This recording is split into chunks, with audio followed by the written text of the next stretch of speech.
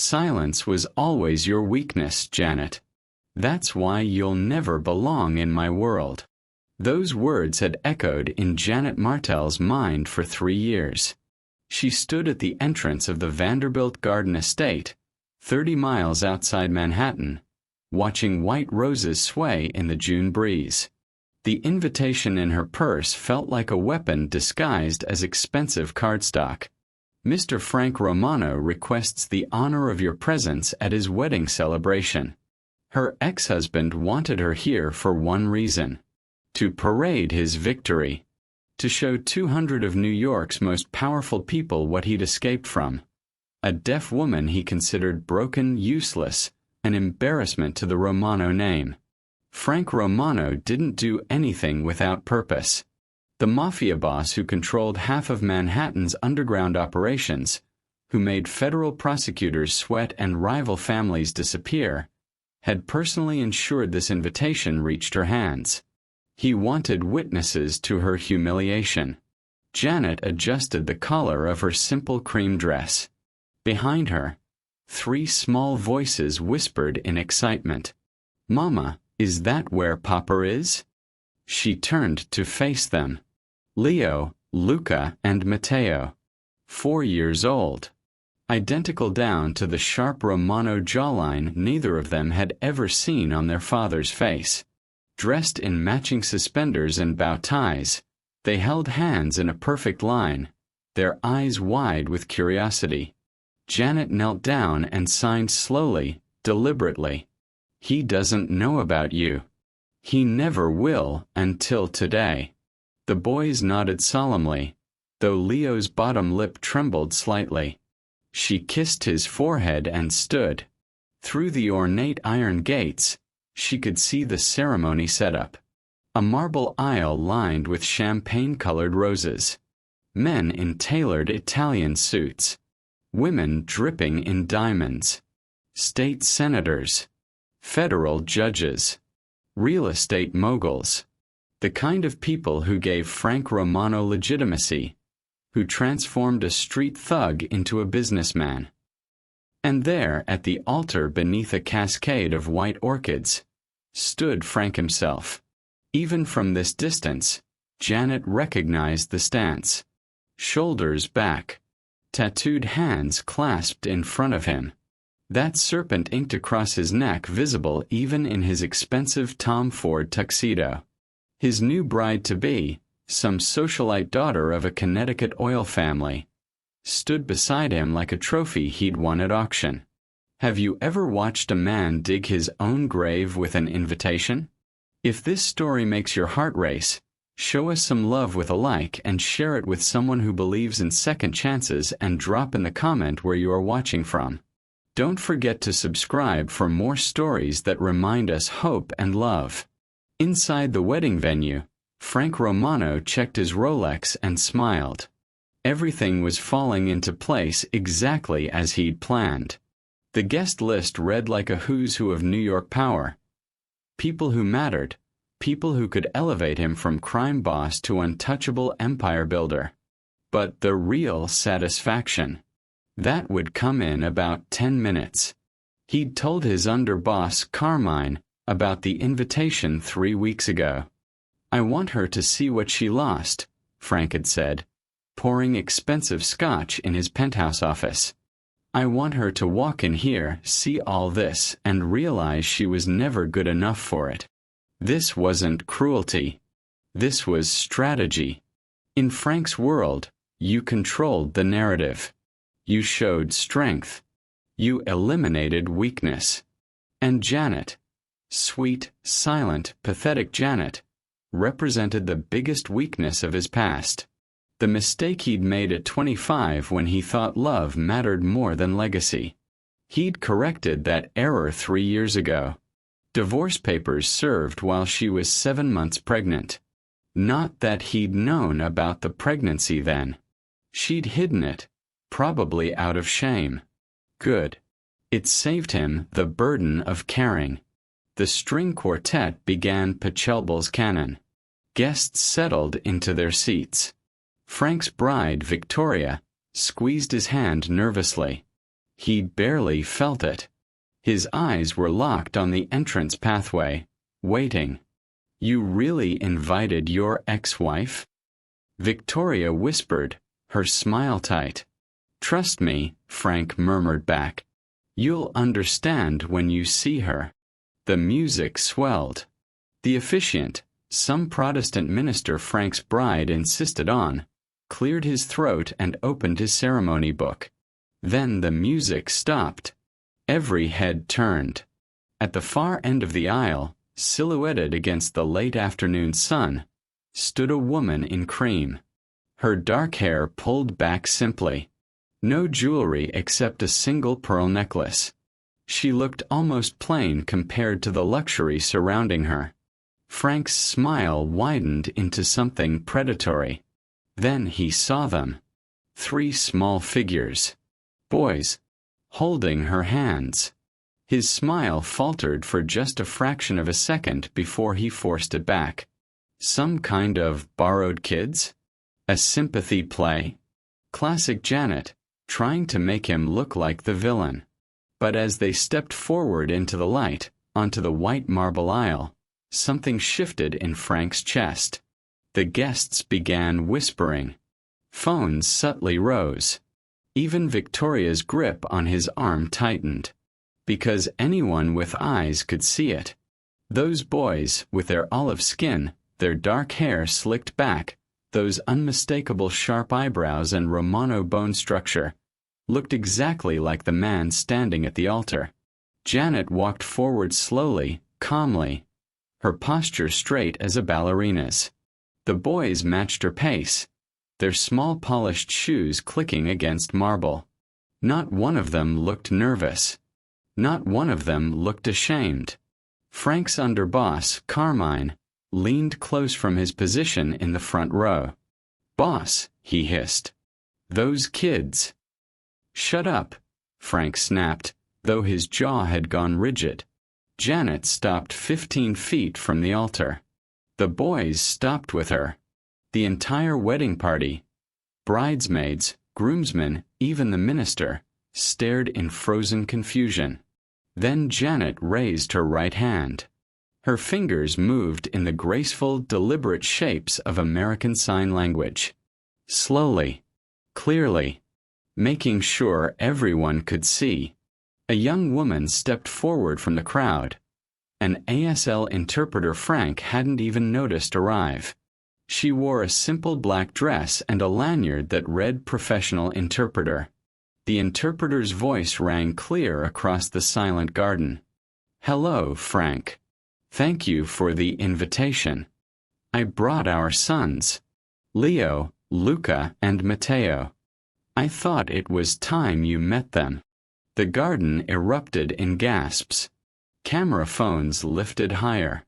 A state senator in the third row audibly choked on his champagne.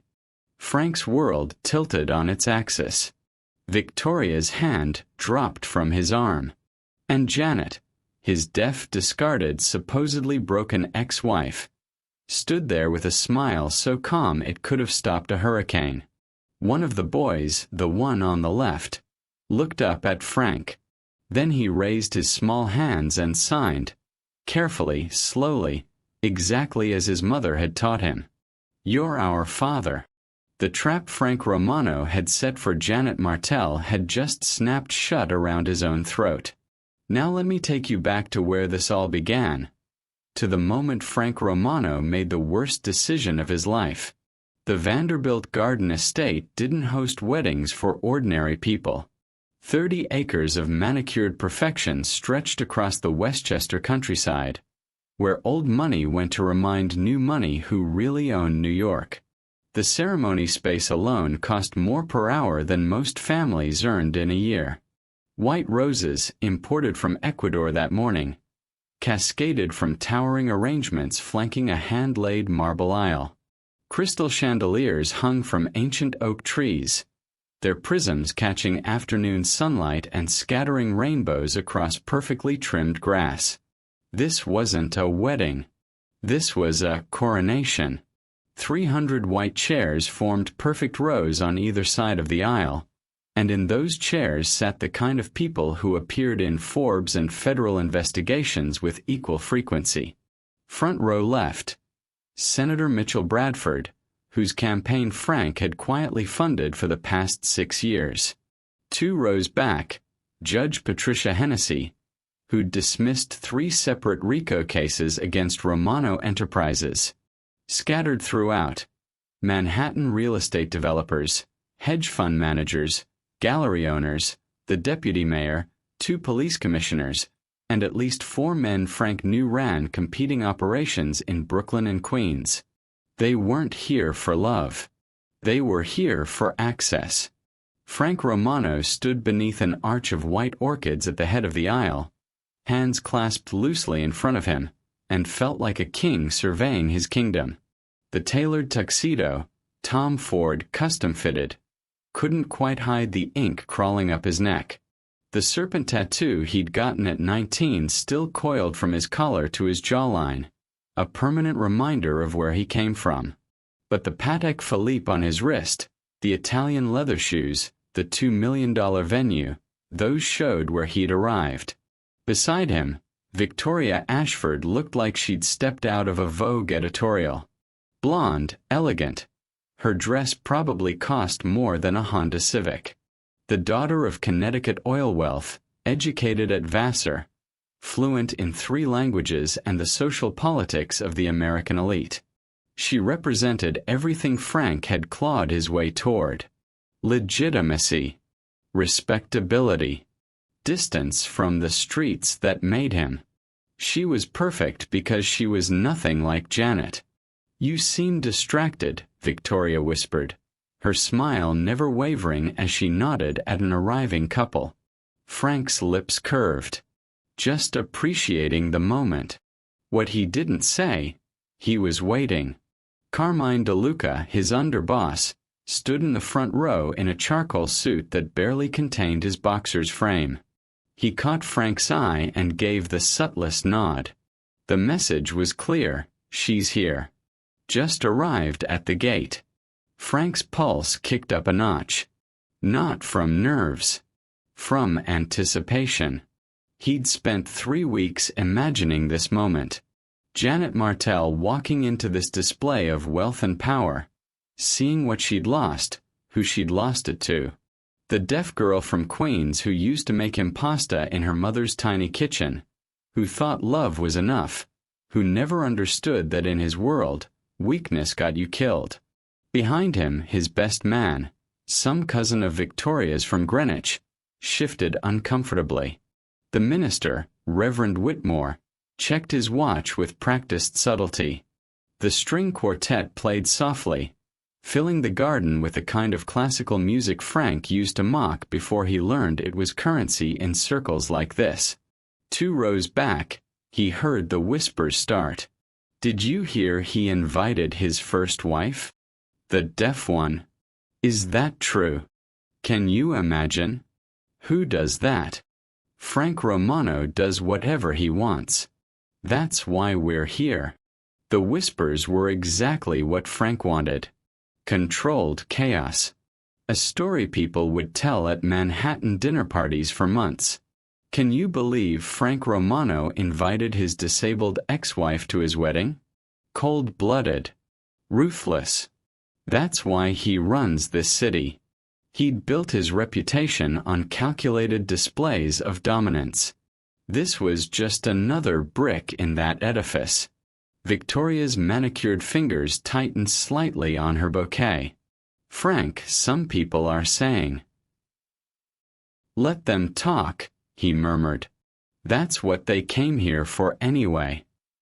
Judge Hennessy caught his eye from her seat and raised her champagne flute with an approving smirk. She understood power moves.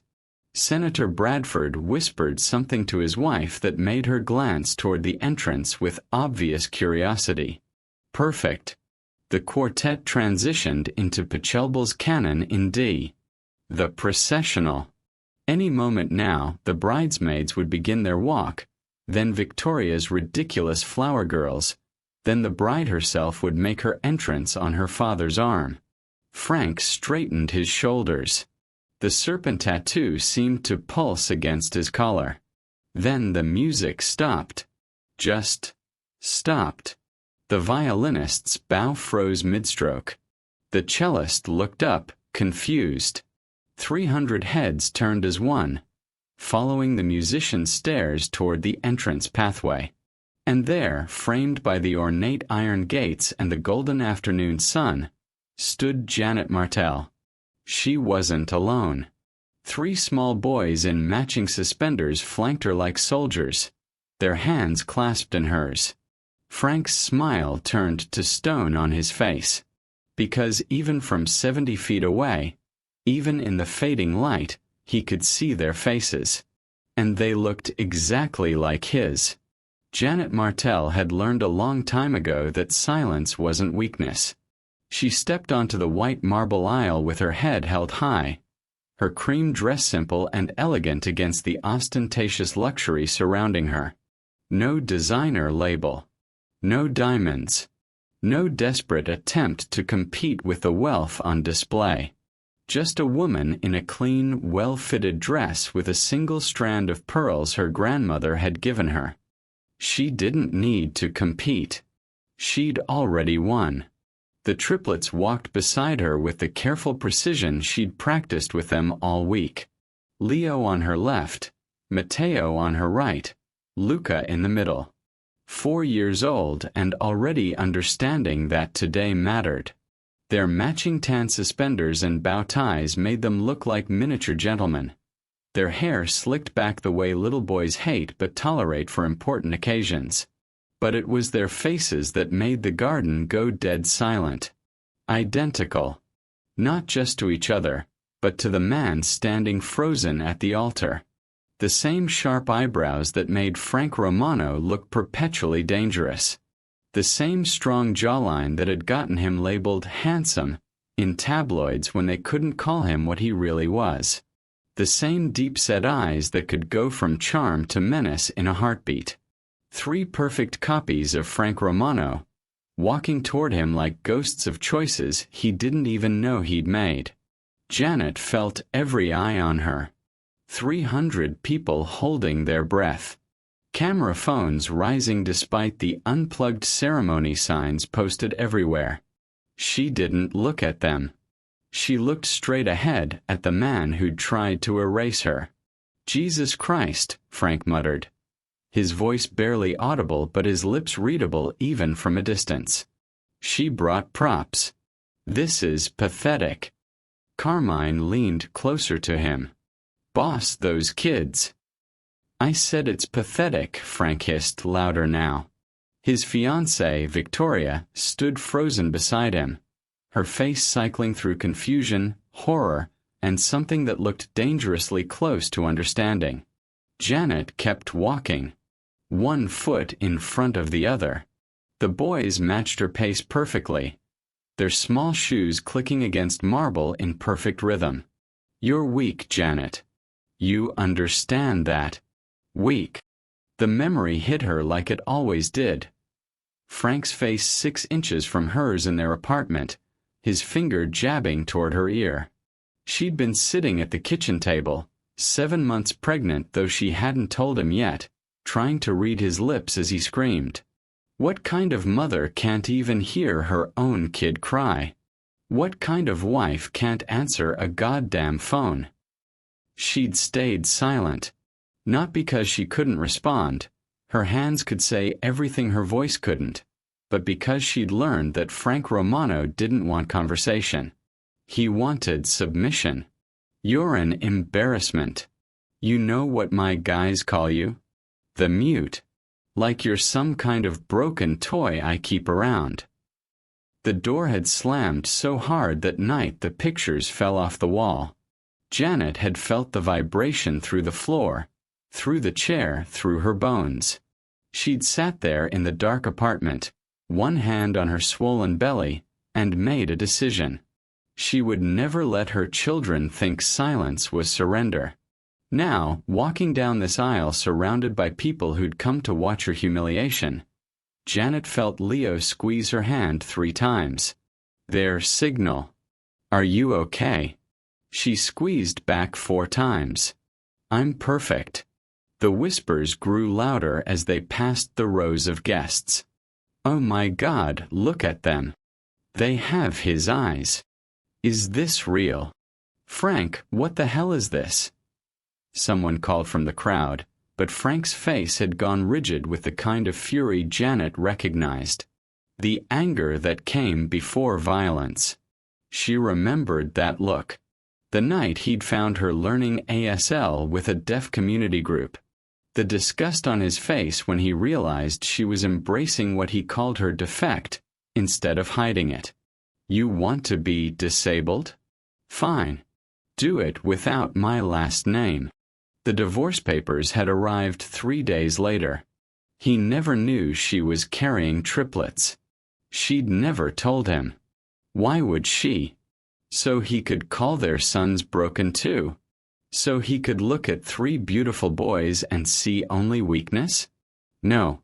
Janet had raised them alone. Taught them both sign language and spoken English.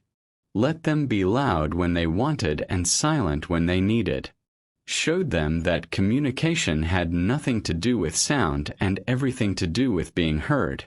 And today, Frank Romano was going to hear every word she'd never said. They reached the front of the aisle. 15 feet from the altar. The minister stood with his mouth open. The bridesmaids huddled together like confused birds. Victoria had taken a step back from Frank, her bouquet trembling in her hands. Frank's eyes locked on Janet's. She saw the calculation there. The scrambling for control. This was a man who'd built an empire on reading situations faster than his enemies, on adapting, on dominating.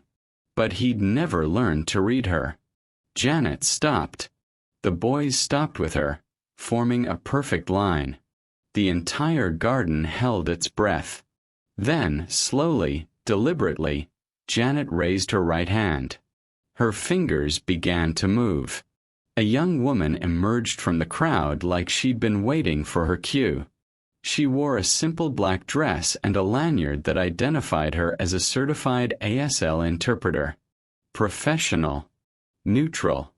The kind of person who'd hold up in court if it ever came to that. She positioned herself beside Janet with the practiced ease of someone who'd done this 1,000 times. Her eyes locked on Janet's hands. Janet's fingers moved with graceful precision, each sign clear enough for anyone who knew the language to read from the back row. The interpreter's voice rang out across the silent garden, steady and unwavering. Hello, Frank. Thank you for inviting me to your wedding. I brought guests. I hope you don't mind. A nervous laugh rippled through the crowd. Judge Hennessy shifted in her seat. Senator Bradford's wife gripped her husband's arm. Janet's hands continued. These are my sons, the interpreter translated. Leo, Luca, and Matteo Romano. They're 4 years old. I thought it was time you met them. The garden exploded. Not with sound, at least not at first, but with movement.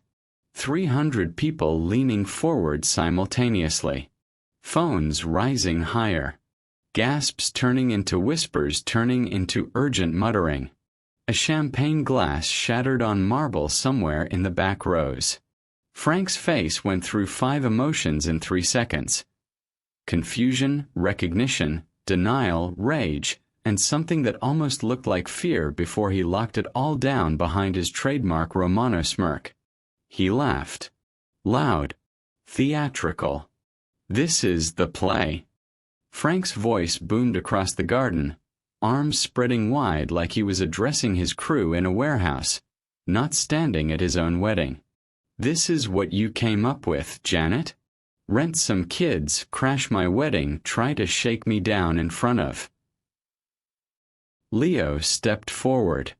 The smallest of the triplets, the one who'd been practicing his signs every night for a week, raised his 4-year-old hands. His movements were careful, deliberate, exactly the way his mother had taught him. The interpreter's voice cracked slightly as she translated. "You're our father." The garden went from whispers to chaos. Oh my God! Did that child just... Frank, what the hell is this? Those kids look exactly like him. Victoria stumbled backward, her heel catching on her dress. One of the bridesmaids caught her before she fell. The bouquet dropped to the ground, white roses scattering across marble. Frank's laugh died in his throat. His jaw clenched so tight the serpent tattoo on his neck seemed to pulse. That's no. This is extortion. This is... Matteo stepped forward next, flanking his brother. Then Luca. 3 identical faces staring up at Frank Romano with his own eyes. "You don't have kids," Frank snarled, jabbing a finger at Janet. "We were married 2 years. 2 years. You think I wouldn't know if..." Janet's hands moved again. Sharp. Precise. Unmistakable. "I was 7 months pregnant when you served me divorce papers," the interpreter said, her voice stronger now. "You never asked. You never looked. You just left." Bullshit. Frank's roar echoed off the estate walls. Carmine grabbed his arm, but Frank shook him off, stepping down from the altar. "This is a con. This is some desperate. You probably got these kids from..." Janet reached into the small clutch purse hanging from her shoulder. She pulled out an envelope. Manila. Official looking. Sealed with the kind of stamp that meant lawyers and laboratories and legal consequences. She held it up for everyone to see, then slowly, calmly, broke the seal. The interpreter didn't need to translate. Janet simply pulled out the documents inside and held them at arm's length. Bold letterhead. GenoTrust DNA Testing Services. Court-certified results.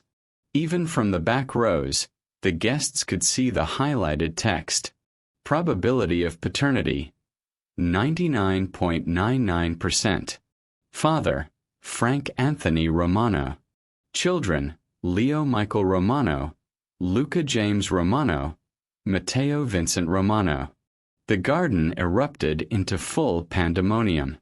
Senator Bradford stood up. Judge Hennessy's face had gone pale. Someone in the back shouted, "Is anyone else recording this?" At least 50 phones were already pointed at the altar. That's fake. Frank lunged forward, reaching for the papers. That's fabricated. You can't just... Carmine materialized between them, but his eyes weren't on Janet. They were scanning the crowd. The phones. The faces. The deputy mayor whispering urgently into his cell phone. A woman who looked suspiciously like a reporter for the Post taking notes. "Boss," Carmine hissed. "Boss, they're recording. Everyone's recording. I don't give a damn who's." "The feds are in the 4th row," Carmine whispered urgently. "Bradford's people are here. That's Judge Hennessy's clerk over there, and she's live tweeting. Boss, this is..." Frank's eyes swept the crowd and Janet saw it.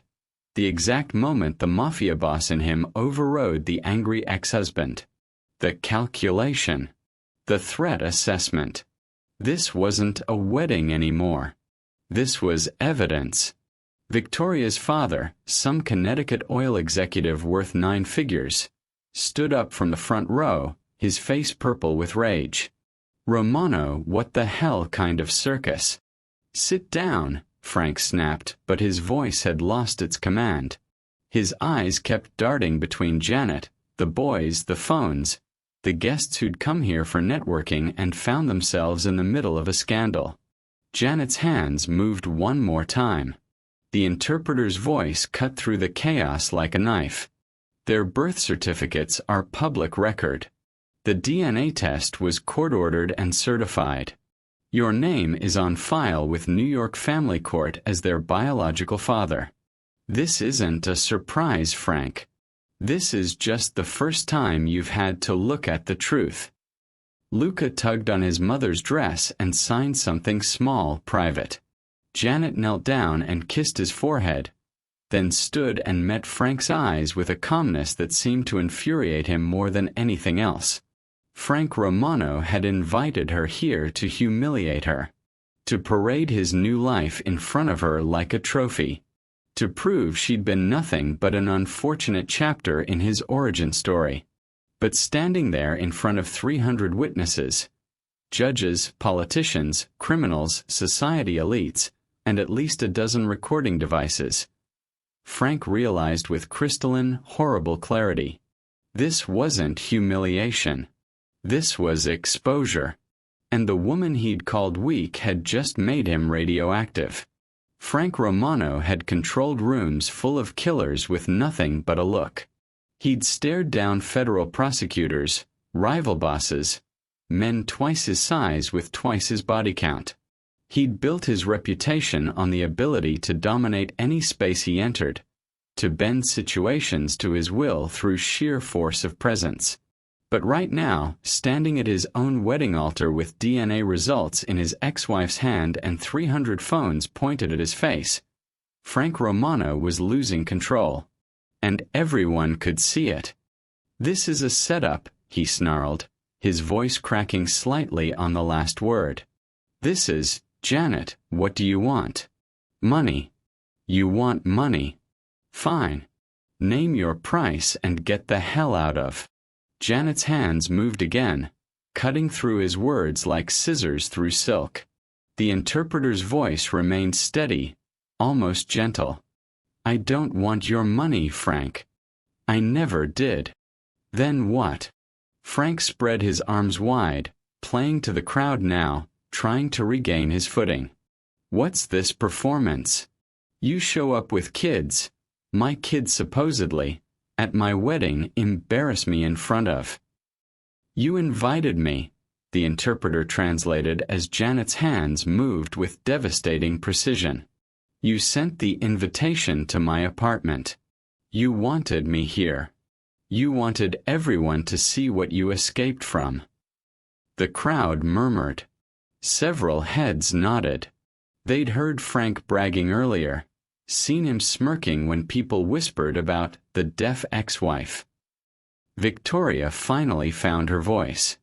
"Frank, are those boys really?" "Don't," Frank snapped at her, then immediately softened his tone. "Vicky, baby, this is just, she's trying to ruin our day. She's always been bitter about." Leo stepped forward again, his small face serious beyond his years. He looked up at Frank with those unmistakable Romano eyes and signed carefully, each gesture clear enough for his mother to be proud. The interpreter translated. "Mama says you thought silence was weakness. But she taught us that silence is watching, listening, learning." Matteo joined his brother, his hands moving in perfect synchronization. "We learned about you." Then Luca, completing the triplet formation. "We learned everything." The garden went deathly quiet. Frank's face cycled through confusion, then comprehension, then something close to panic. "What the hell is that supposed to mean? Are you threatening me? Through children? Janet, that's..." Janet's hands moved faster now, more forcefully. "You divorced me because you were ashamed of what I was," the interpreter said, her voice rising to match the intensity of Janet's signs. "You told me I was broken, defective, that I would raise weak children who couldn't survive in your world." Frank opened his mouth, but Janet's hands didn't stop. "You were wrong about everything." The crowd leaned in. Senator Bradford had his phone out, clearly texting someone urgently. Judge Hennessy looked like she was calculating how quickly she could distance herself from this disaster. The deputy mayor had already slipped out through a side exit. "I raised them alone," the interpreter continued, and Janet's face showed the first crack in her composure. Not weakness but pride. Raw, fierce, undeniable pride. While you built your empire on fear, I built 3 human beings on love. While you collected power, I taught them language. 2 languages. While you demanded respect through violence, I earned theirs through patience. This is touching, really, Frank said, his voice dripping with sarcasm, but his hands trembled slightly. Very moving. But I don't see what this has to do with. They know who you are, Janet signed, and the interpreter's voice dropped to something almost dangerous. They know what you do, where you go, who you meet with. The garden froze. Carmine grabbed Frank's elbow. Boss, we need to. Not now, Frank hissed. Boss, she's saying the kids have intel. She's saying. I know what she's saying. But Frank's eyes were scanning the crowd now with predatory focus. The faces that mattered, the ones he'd paid to be here, the ones who'd invested in his legitimacy, the ones who made him more than just another thug with a gun and a temper. They were all watching, recording, judging. Janet stepped closer, closing the distance until she was 5 feet from him. Close enough that he could see the resolve in her eyes. Close enough that every camera could capture both their faces in the same frame. Her hands moved one more time. You invited me here to humiliate me in front of your new world, the interpreter said. To show everyone that you'd moved on. Upgraded. Left the broken woman behind. Janet paused. Then her face transformed into something that almost looked like a smile. But Frank, I came here to show our sons who their father really is. The boys watched him with identical expressions. Not afraid. Not angry. Just observing. Learning. Exactly like their mother taught them. And everyone here, Janet's sign swept toward the crowd. These judges, these politicians, these business partners you wanted to impress. They saw it too. Applause erupted from somewhere in the back rows. Slow at first. Then faster. Then more people joined in. Not everyone. Not the ones on Frank's payroll. But enough. The society women who'd watched their own husbands discard inconvenient wives. The younger guests who'd been recording this whole thing for TikTok. Even a few of Frank's own associates who looked like they were calculating new alliances. Victoria's father stood up, his face purple with rage. Romano, I don't know what kind of operation you're running here, but my daughter will not be associated with. Mr. Ashford, please let me explain. There's nothing to explain, Ashford snapped. He grabbed his daughter's arm. Victoria, we're leaving. Now. Daddy, Now. Victoria looked at Frank once, really looked at him, and whatever she saw made her decision easy. She yanked the engagement ring off her finger and dropped it at his feet. It bounced once on the marble. Twice. Then rolled to a stop at Leo's feet. The little boy picked it up, examined it with the curiosity of a 4-year-old, then looked at his mother questioningly. Janet signed to him. The interpreter didn't translate. This was just for the boys. But Leo nodded solemnly and tucked the ring into his pocket. More guests stood up. The exodus had begun. Some muttering apologies, others not bothering, all of them capturing their escape on video for the inevitable social media storm. Frank stood frozen at the altar, his expensive tuxedo suddenly looking like a costume. The white orchids behind him seemed to mock him with their purity. The marble aisle that should have been his triumph felt more like a gauntlet. Carmine pulled him aside, voice urgent. Boss, we need to do damage control. The press is going to. I know what the press is going to do, Frank said through clenched teeth. But he didn't. Not really. Because as he watched Janet take her son's hands and turn to leave, calm, dignified, victorious, Frank Romano finally understood the trap he'd set for himself. He'd invited his deaf ex-wife to humiliate her. Instead, she'd exposed him to the only people whose opinions could destroy him. The ones who mattered in his new legitimate world. The ones who could take everything he'd built and burn it down with a single phone call. And she'd done it all without saying a single word. Janet had almost made it to the gate. The boys walked beside her, their small hands still gripping hers, when Matteo stopped suddenly and tugged on her dress. He pointed back toward the altar where Frank stood frozen, his world collapsing around him in real time. Matteo's hands moved quickly, urgently. Janet read his signs and paused. She looked down at all three boys, Leo, Luca, Matteo, and something passed between them. A silent conversation only they could understand. Then she nodded. They turned back around. The guests who were still gathering their things stopped mid-motion.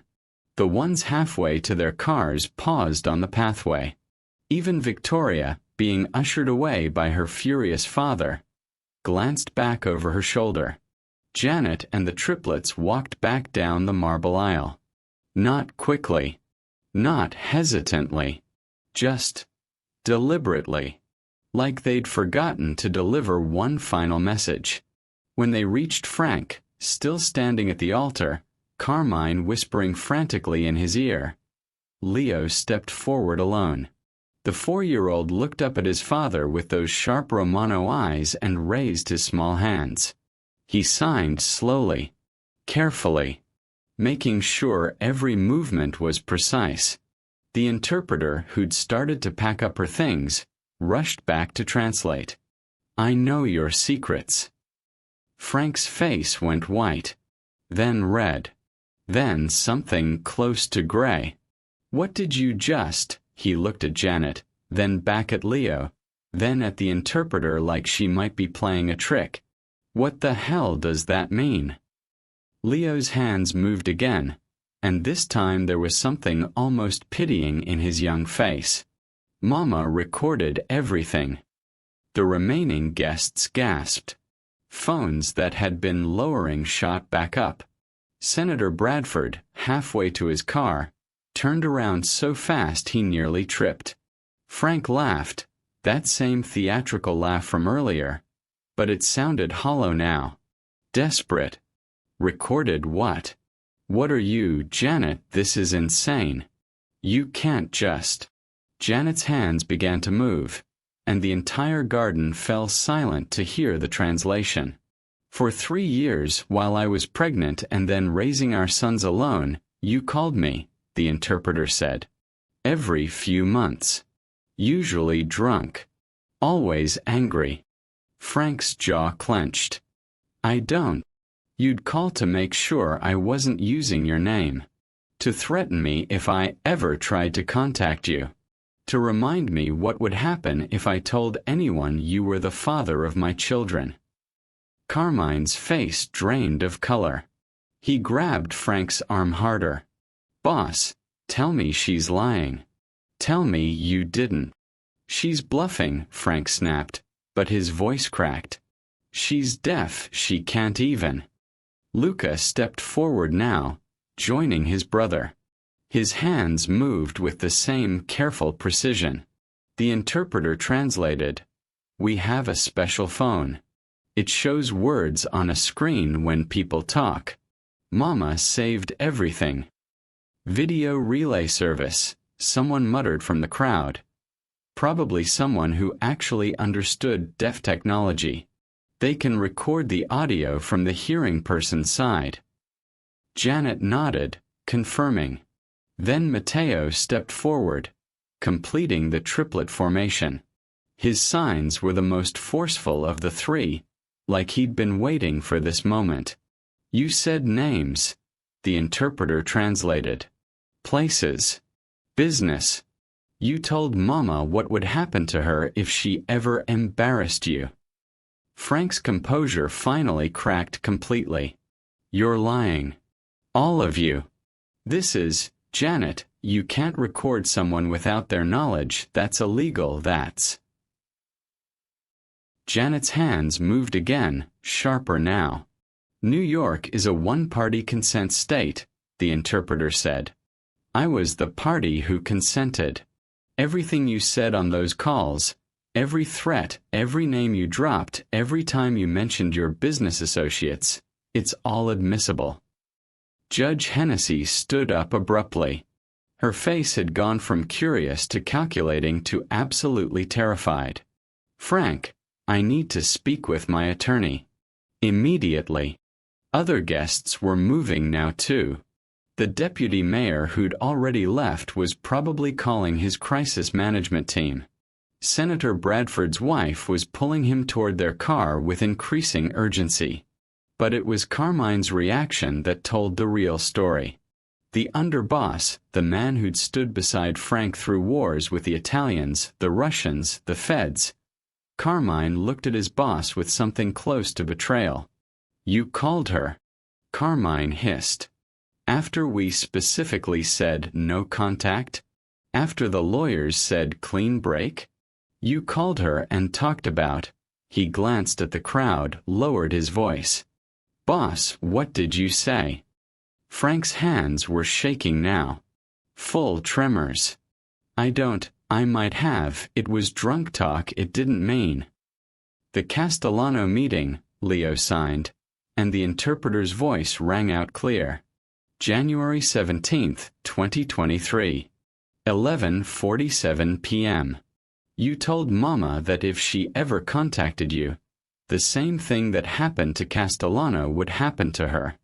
The remaining guests went rigid. Everyone in New York knew what happened to Marco Castellano, the rival boss who disappeared in January 2023. The investigation that went nowhere. The body they never found. Senator Bradford was running now. Actually running toward his car. "You little—" Frank lunged toward Leo, but Janet materialized between them instantly. Her face calm but her body language unmistakable. "Try it and see what happens." Carmine pulled Frank back. "Boss, stop. Stop. They've got you. Don't you see? Every move you make now is being recorded by 50 phones. You lay one hand on those kids." "I wasn't going to." Frank's breath came in ragged gasps. He looked at Janet with something that might have been recognition. Finally seeing her for what she really was. Not the broken woman he'd discarded. The patient strategist who'd been building a case for 3 years. Janet's hands moved one final time. The interpreter's voice was almost gentle. "You taught me to watch everything, Frank. To pay attention. To notice the details people think don't matter." She gestured to her ears. "You thought because I couldn't hear, I wasn't listening. You thought because I didn't speak, I had nothing to say." The boys stood beside her. 3 miniature versions of Frank Romano watching their father realize he'd been outmaneuvered by the woman he'd called weak. "But I heard every word through text," the interpreter continued. "I saved every recording, every transcript, every threat, and I waited." Janet's face was serene, almost peaceful. "I waited until you had something to lose." She glanced around at the emptying garden, at the remaining guests recording everything, at the judge who was probably already calling her lawyer, at the senator whose political career just became exponentially more complicated. "Now you do."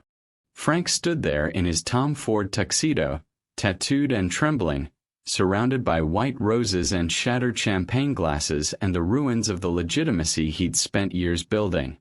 And Janet Martell, the deaf woman from Queens he'd thrown away like garbage, took her son's hands and walked out of his wedding with her head held high. The trap hadn't just snapped shut. It had been locked from the inside. Frank Romano didn't beg. He didn't plead. He didn't negotiate when he was cornered. In his world, when you lost ground, you took it back through force, through volume, through sheer dominance that reminded everyone why they feared you in the first place. He grabbed the microphone from Reverend Whitmore's shaking hands.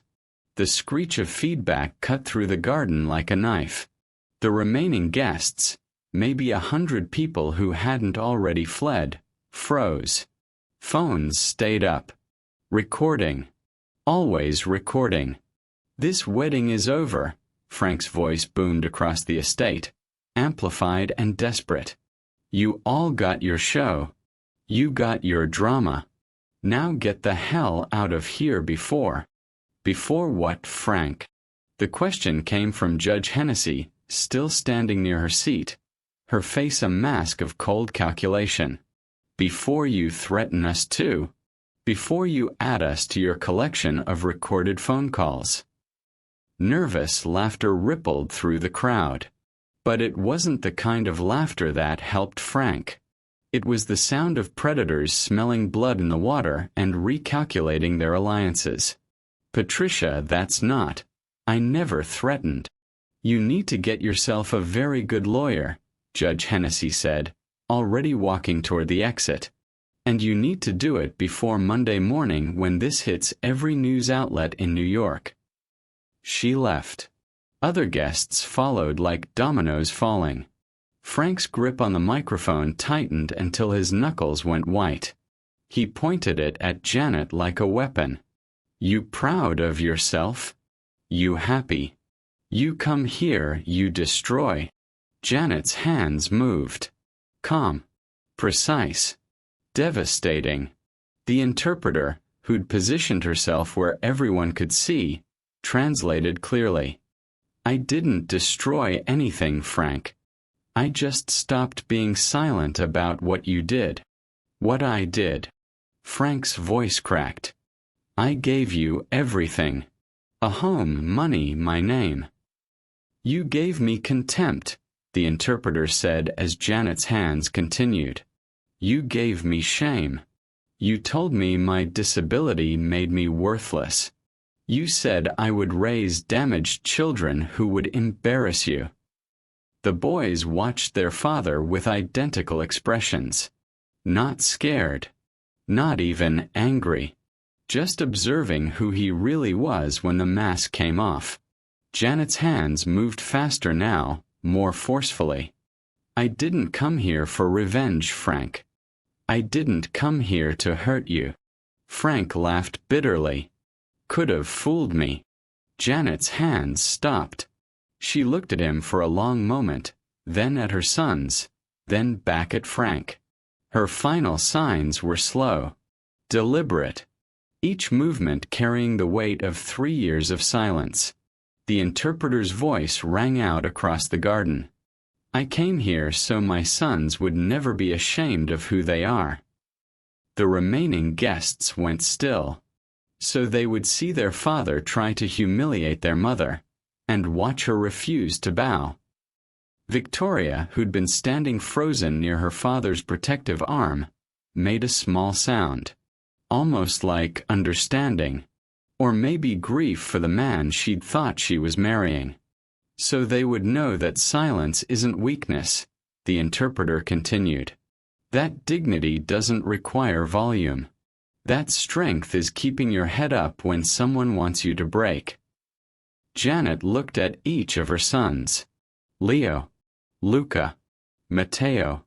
They signed something back to her. Small, private, just for their mother. Then Janet met Frank's eyes one last time. "You wanted them to see what you escaped from," the interpreter translated. "Instead, they saw exactly what I protected them from." She took the boy's hands and turned toward the exit. The remaining guests stood and applauded. Not politely. Not scattered. A full standing ovation that started in the back rows and rolled forward like a wave. Some people were crying. Others were cheering. The society women who'd watched their own daughters marry men like Frank. The younger guests who'd been live-streaming the whole thing. Even a few of Frank's own people looked like they wanted to clap but knew better. Janet didn't acknowledge the applause. She just walked, head high, spine straight, 3 little boys in matching suspenders holding her hands. "Janet." Frank's voice through the microphone was raw. Broken. "Janet, wait. We can talk about this." "We can." She didn't turn around. She didn't even pause. She just kept walking until she and the boys disappeared through the iron gates. Victoria moved then. Quietly. Without drama. She twisted the engagement ring off her finger, the one she'd picked up from where it had fallen earlier, and walked to the altar. She looked at Frank for a long moment. Her eyes said everything her mouth didn't. "I don't know who you are, but I know I don't want to find out." She placed the ring on the marble steps and walked away. Her father followed. Then her bridesmaids. Then the remaining wedding party until the altar area looked like the aftermath of a disaster zone. Scattered rose petals. Abandoned programs. Champagne glasses half full and forgotten. Carmine approached Frank slowly, hands visible, like you'd approach a wounded animal. "Boss, we need to go." "No." "Before the press." "Get away from me," Frank whispered. "Boss." "I said get away from me." Carmine backed off, exchanged looks with the other 2 crew members still remaining, and they retreated toward the parking area. Even they knew when a man needed to be alone with his failure. The garden emptied out like water through a drain.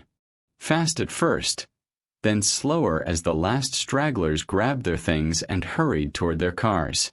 The string quartet had packed up long ago. The caterers were nowhere to be seen. Even the venue staff had made themselves scarce.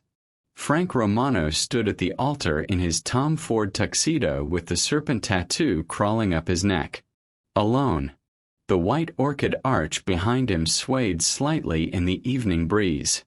Empty chairs stretched out in perfect rows. 300 seats for 300 witnesses to his destruction. The marble aisle where Janet had walked with his sons gleamed in the fading sunlight. Somewhere in the distance, car engines started. Doors slammed. Tires on gravel. The sound of people fleeing the scene of an accident. Frank looked down at the DNA results scattered at his feet. At Victoria's engagement ring glinting on the marble. At the microphone still clutched in his trembling hand. He'd invited his deaf ex-wife to humiliate her. He'd wanted to parade his new life in front of her broken face. He'd planned this day for months. Every detail. Every moment. The perfect display of power and legitimacy. And Janet Martell, the woman he'd called weak, broken, useless, had walked in with the truth he'd tried to bury and burned his entire world down. Without saying a single word, Frank dropped the microphone. It hit the marble with a sharp crack that echoed through the empty garden.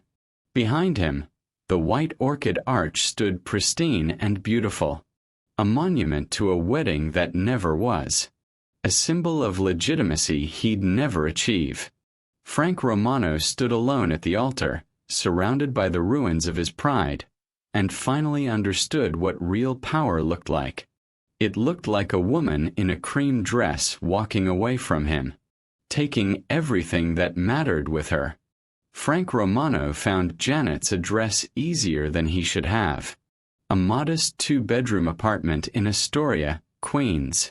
The kind of building where immigrants raised families and neighbors knew each other's names. No doorman. No security cameras in the lobby. The kind of place Frank hadn't set foot in since he was 20 and hungry. It was 11:47 p.m. when he knocked on her door. Not pounded. Not kicked. Just knocked. 3 soft raps that felt strange coming from hands that had broken jaws and signed death warrants. The door opened. Janet stood there in sweatpants and an old college t-shirt, her hair down, no makeup. She looked exactly like she had when they were married, before he decided she wasn't enough. Behind her, the apartment was small but clean. Toys organized in bins. Children's books stacked neatly on a shelf. 3 identical pairs of sneakers lined up by the door. She looked at Frank without surprise, like she'd been expecting him. She stepped aside and gestured for him to enter. Frank walked in slowly, scanning the space with the instinct of a man who'd survived 2 decades in a world where every room could be a trap. But there were no hidden cameras visible. No recording devices he could spot. Just a modest living room with a worn couch, a small kitchen table, and photos of the triplets covering every available surface. Leo, Luca, and Matteo at the park. At the beach. Blowing out birthday candles. Learning to ride bikes. 3 years of life Frank didn't know existed. Janet closed the door quietly and walked to the kitchen table. She sat down and gestured to the chair across from her. Frank stayed standing. Where are they? Janet pulled out her phone and typed quickly, then showed him the screen. At my mother's. They're safe. I wasn't. Frank started, then stopped. What was he going to say? That he wasn't a threat? They both knew better. He sat down. The apartment was so quiet Frank could hear the refrigerator humming. A clock ticking somewhere. The distant sound of a TV through the walls. Normal life. The kind he'd left behind when he chose power over everything else. You destroyed me today, Frank said finally. His voice was flat. Empty. No rage left. Just exhaustion. You know that, right? You ended me. Janet's face remained neutral. She reached across the table and slid something toward him. A USB drive. Plain black. The kind you could buy at any electronics store. Frank stared at it like it was a live grenade. What's on it? He asked, though he already knew. Janet's hands moved. Slowly. Deliberately. She'd sent the interpreter home, so Frank had to read her signs himself, something he'd refused to learn when they were married. But he'd picked up enough over the years. Enough to understand. Everything. Frank's jaw clenched. The recordings. Janet nodded. Her hands moved again. 37 phone calls. 3 years. Every threat. Every name. Every detail you thought I couldn't hear. You're going to the feds, Frank said. Not a question. A statement. Janet's expression didn't change. Her hands moved again. That depends on you. Frank laughed. Sharp, bitter. So this is extortion. This is you shaking me down. I knew it. I knew this was about. Janet's hands cut through the air sharply. Angry. The first real emotion she'd shown. When she signed again, her movements were forceful enough that Frank understood every word even with his limited knowledge. This isn't about money, you idiot. She stood up, walked to the small kitchen, and poured 2 glasses of water. She set one in front of Frank and sat back down. Her hands moved again, calmer now. You wanted to know if I'd go to the FBI. That's why you came here. To threaten me. To buy me. To control the outcome like you control everything. Frank said nothing. She'd read him perfectly. Janet's hands continued. But Frank, I don't need to go to them. They'll come to me. She pointed to the USB drive. This is insurance. Copies exist in 3 different locations. My lawyer has one. My mother has one. And one is in a safe deposit box with instructions to deliver it to the FBI if anything happens to me or my sons. Frank's hands curled into fists on the table. So you're holding this over me. For what? Child support.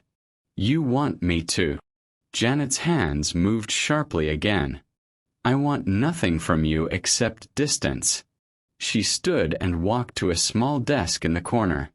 She returned with papers, official-looking, stamped with court seals. She placed them in front of Frank. He read quickly. Legal documents. Custody agreements. Restraining orders ready to file. Protection clauses. All drafted, all waiting for signatures. You want me to disappear from their lives, Frank said slowly. Janet's hands moved. I want you to make a choice. Be their father, really be it, which means therapy, co-parenting classes, supervised visits, child support, and respect, or be nothing to them. Frank looked at the papers. At the USB drive. At this woman he'd thrown away like trash who now held his entire future in her hands. And if I choose nothing? He asked quietly. Janet's hands moved one final time. Then the recordings stay locked away. You stay away from us. And everyone gets to move on. She paused, then added, but if you ever threaten us again, if you ever come near my sons with violence or intimidation, if anything happens to me that looks even slightly suspicious. She pointed to the USB drive again. Every news outlet in New York gets a copy, along with the FBI, DOJ, and the New York Attorney General's office. Frank stared at her.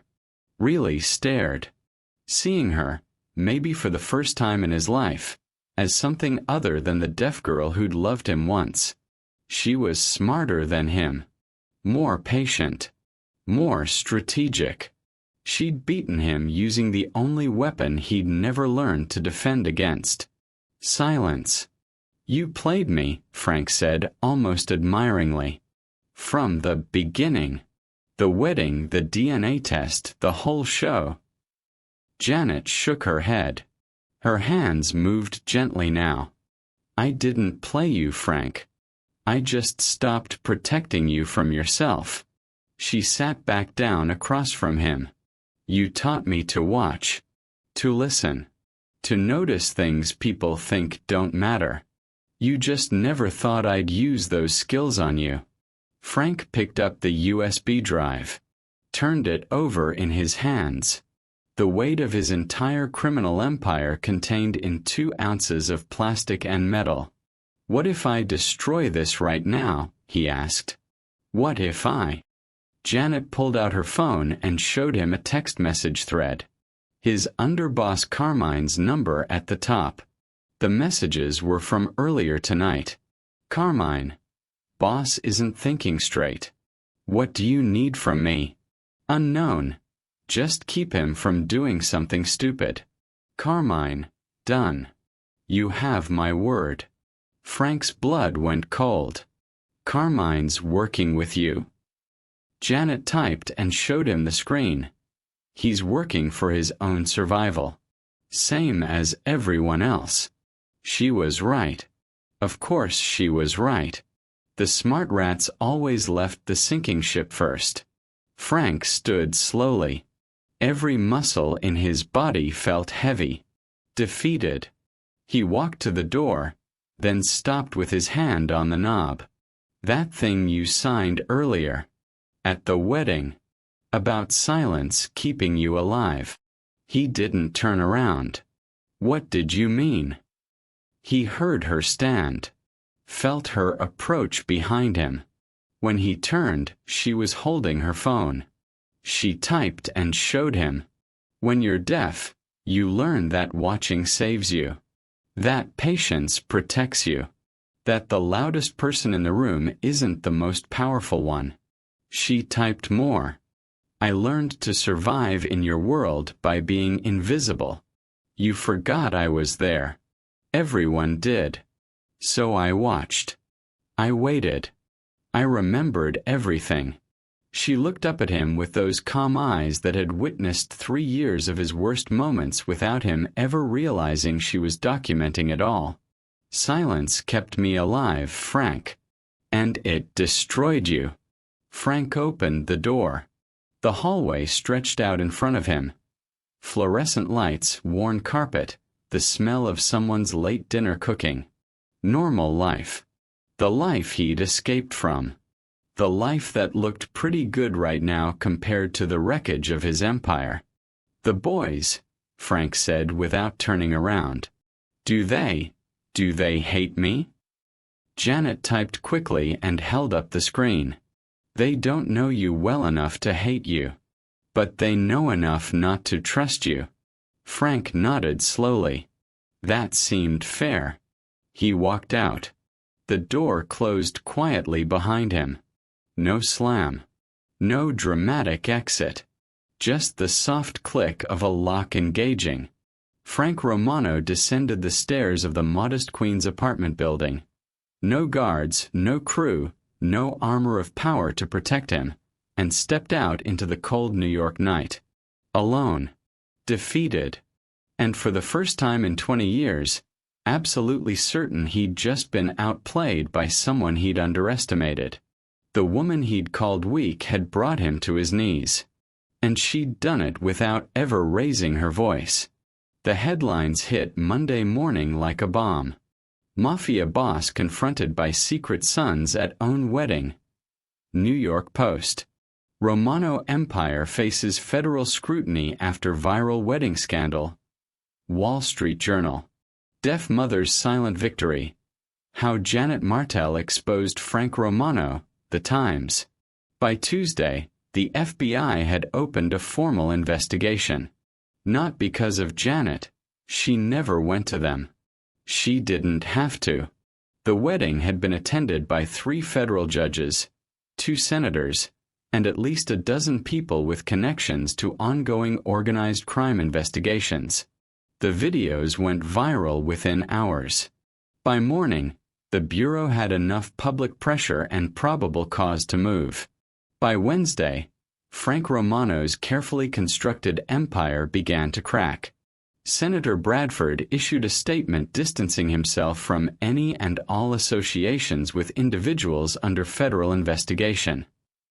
Judge Hennessy recused herself from 2 cases involving Romano Enterprises and quietly announced early retirement.